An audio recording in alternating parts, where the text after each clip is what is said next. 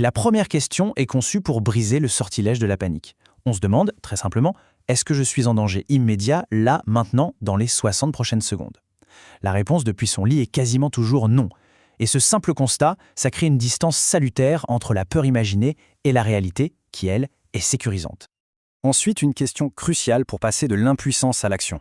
Au lieu de ruminer sur ce qu'on ne peut pas contrôler, l'esprit est redirigé vers ce qui est en son pouvoir. Ok, qu'est-ce qui dans cette situation est réellement sous mon contrôle?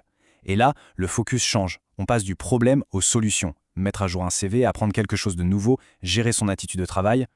La question suivante, c'est le miroir de la précédente, et elle est tout aussi importante. Elle nous invite à reconnaître, et surtout à accepter, ce qui ne dépend pas de nous. C'est un acte de lâcher-prise qui est fondamental, et qui libère d'un poids absolument énorme.